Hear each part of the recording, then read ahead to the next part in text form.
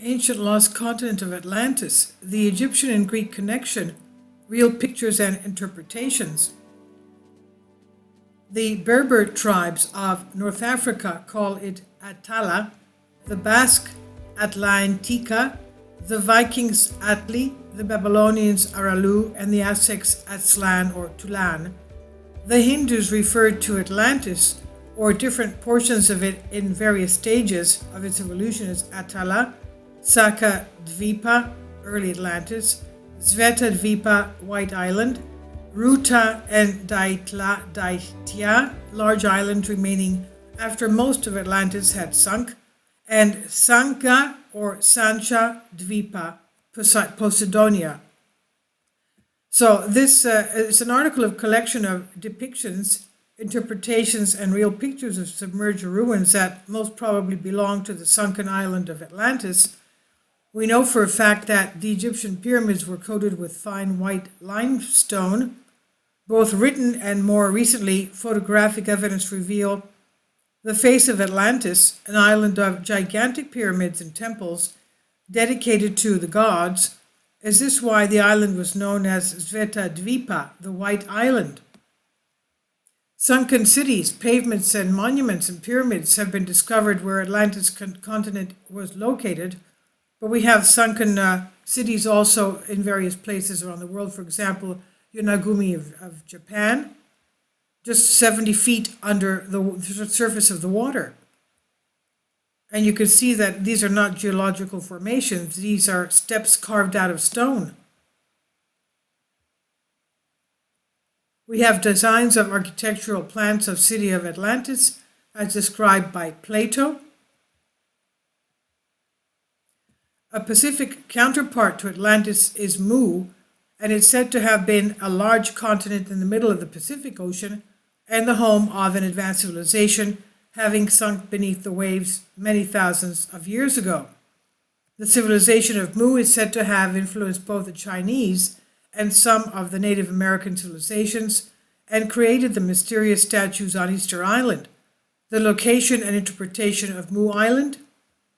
The Sanskrit writings of ancient India contain several descriptions of Atlantis and even assert that Atlantis was destroyed as a result of a war between the gods and Asuras, that is, between the gods and the Titans.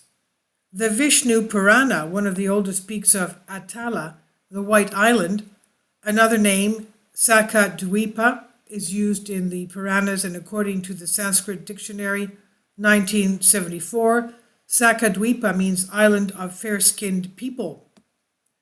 Although originally described in the Mahabharata as an island in the far west, in modern parlance, Atala has become a hell, and its original inhabitants, Daityas, Danavas, Asuras, are demons, and these were once living in tribes of people.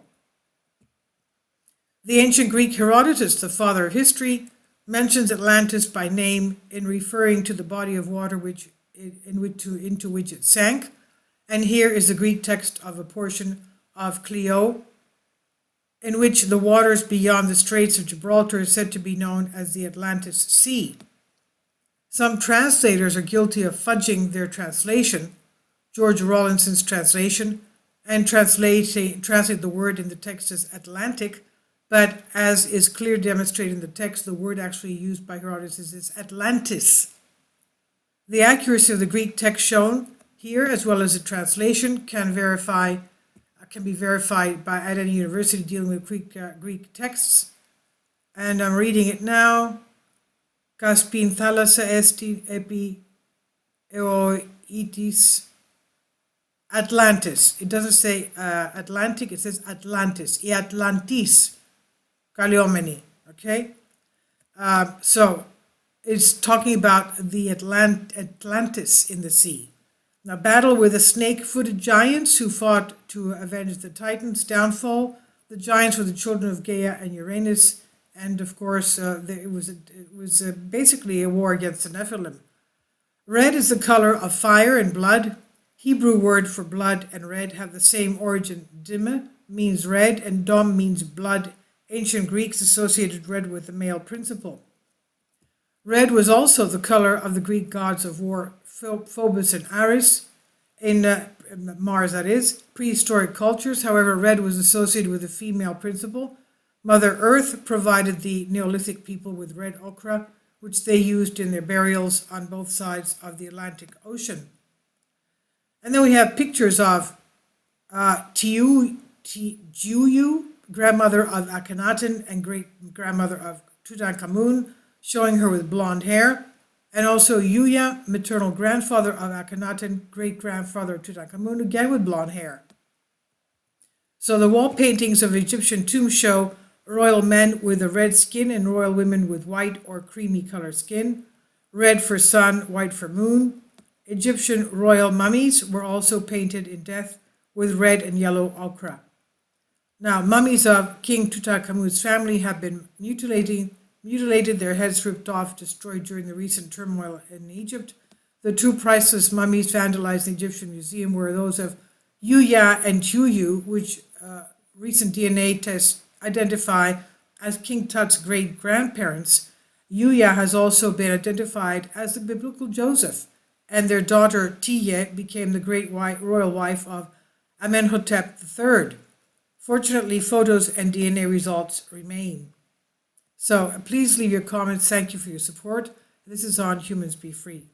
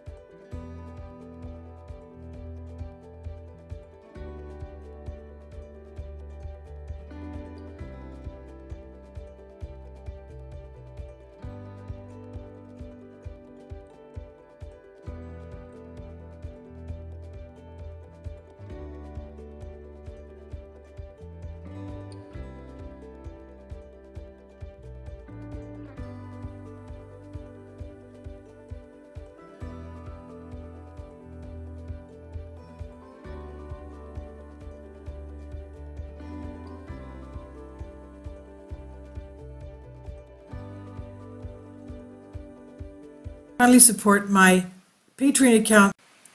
The daily posts are 5 videos daily, and they are totally different from what I have on my YouTube channel.